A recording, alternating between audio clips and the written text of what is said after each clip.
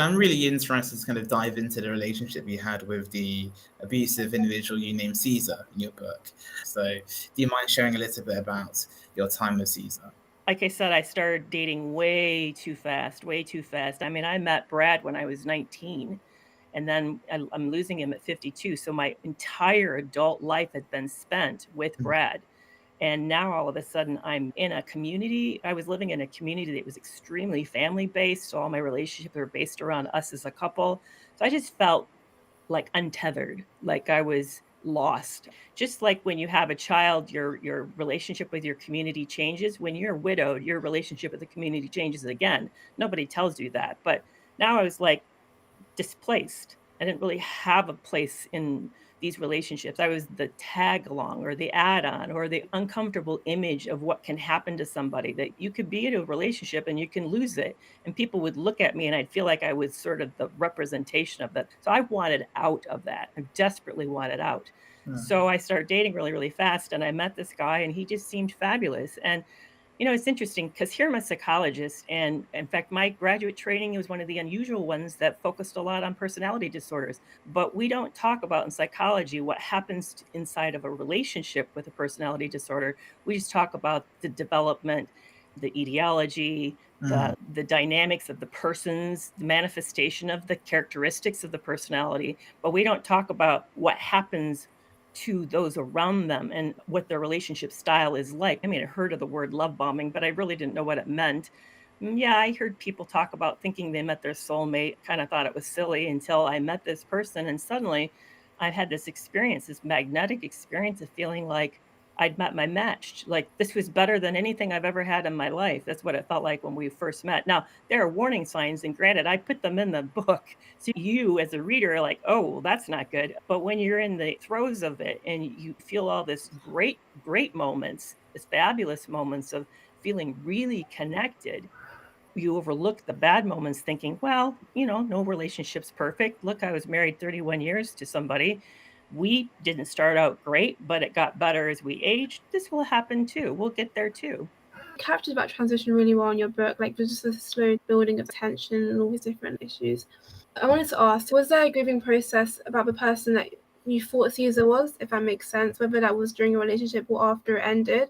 So that person that you imagined yourself to love, so the person that he depicted himself to be. Yeah, there's another key piece in there, and I don't really talk about it in the book because I didn't understand it when I was writing the book. There's what's called cognitive dissonance happening. So you develop this image of the good person that you think you met, the delightful, wonderful, magnetic person, but you're also at the same time meeting the real person. They're in themselves. They don't actually morph into the different person. They're both people at the same time, who you want them to be, but who they actually are. You're experiencing that as well. And I hint to that one moment in that first date when I asked him my non-negotiable question and he did this, his face like shifted. I could see he was angry that I asked it and he said, No. there was the moment of his real self inserted and kind of like popped out in the middle of this love bombing that was happening. And then, of course, he shifted back into the person he had become for me. So, yeah. So, what that also keeps you track in the relationship because you can't determine which is real. Is it the person I met or is it the person that I see a lot of and that I'm living with and I'm increasingly seeing more and more of? But it is interesting. You're asking a powerful question. I know that wasn't real, and it's helped me to be able to sort of separate that out. Is that person actually never existed? Do I wish he existed? Yeah, that would be wonderful. The love bombing has probably actually stopped just before we got married. If I could go back in time and pinpoint it, I would say it was as we were leading up to the wedding that it really actually quit. That the relationship was actually over and he was moving into seeing me in a devalued way and a less ideal way. So I actually lived with the good part of him extremely short period of time. So for me, I think the grieving is less painful. Whereas I know people who've been with somebody for years and years and they have a lot of good moments, and I still feel them grieving that person.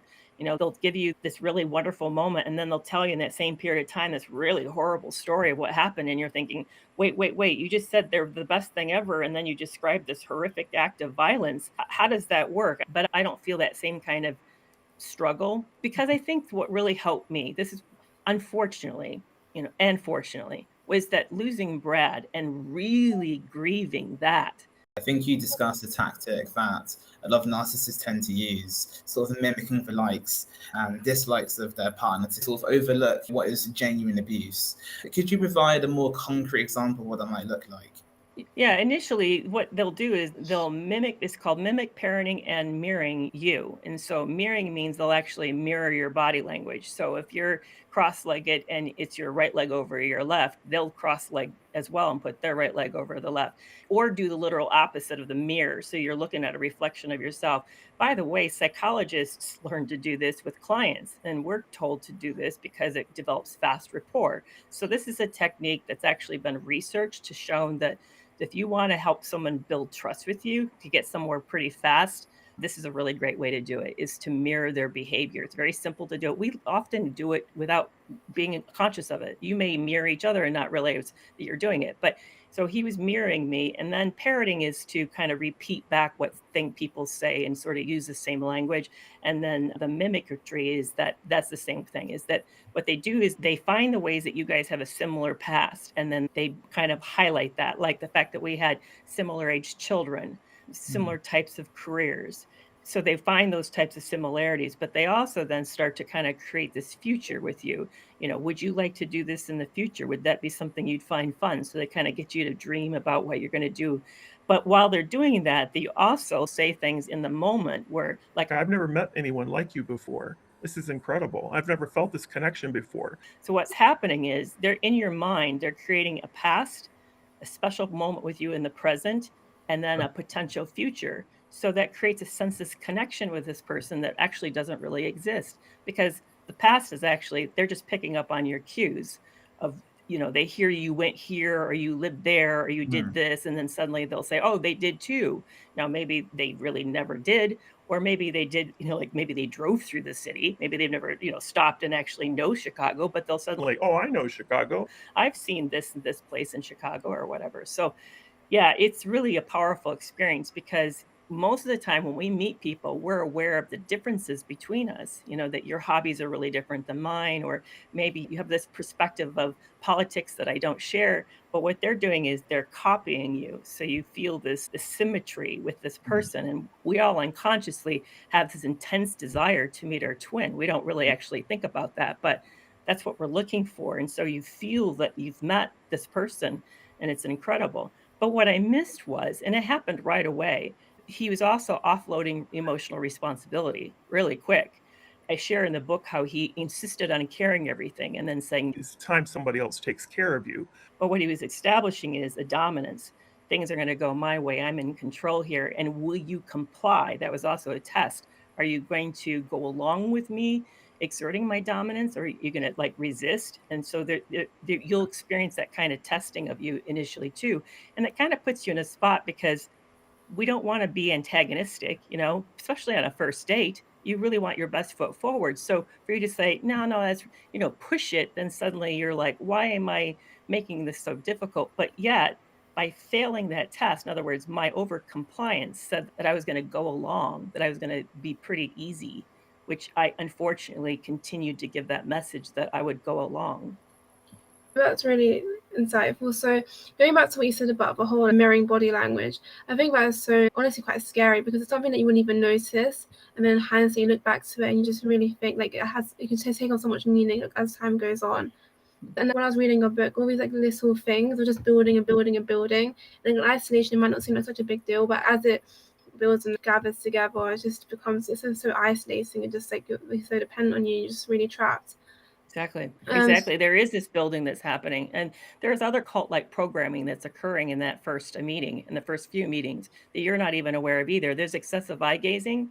That's another tactic that cult leaders use to build rapport with their new accolades or their new people they're trying to bring into the cult. They'll also touch your arm. They'll reach out and touch you.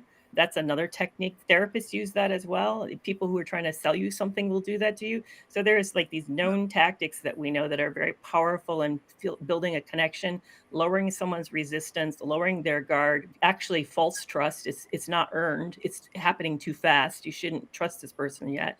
You have this incredible sense of rapport and connection that isn't really deserved, and you're becoming increasingly suggestible as a result of it. And I didn't feel that over Caesar. I didn't have that kind of loss. but I lost the dream of it. I think that was the harder part, was the hope that it was something, but it really wasn't. Yeah, exactly. Like this new person comes into your life, right? After you suffered such an immense loss, it really must signify like that sense of hope. And I can imagine, for like other people who experienced it, like that sense of mourning more, just must be so heartbreaking because that person just doesn't exist. Yeah, I think that's the other big difference, is that I had a big relationship that it was normal, a big, long, normal relationship. And I have that to base this off of and compare. And yes, I deeply miss Brad and deeply have grieved him a lot and continue to grieve him, which this just is very different for me. And that has helped me, honestly, because I think what I really struggle with, to be really frank about all of this, is the loss of the hope. And that loss of hope came with the loss of Brad. So, there's a part of me, do I really want to spend the rest of my life single? No, not really. Do I think that I will actually get in another relationship? I don't know, probably not. I'm not very hopeful about that. There's where the grief is. I still work on that. But losing Caesar, it was so not really, because I know he wasn't really authentically real. I didn't meet the real person, and I wouldn't have chosen the real person.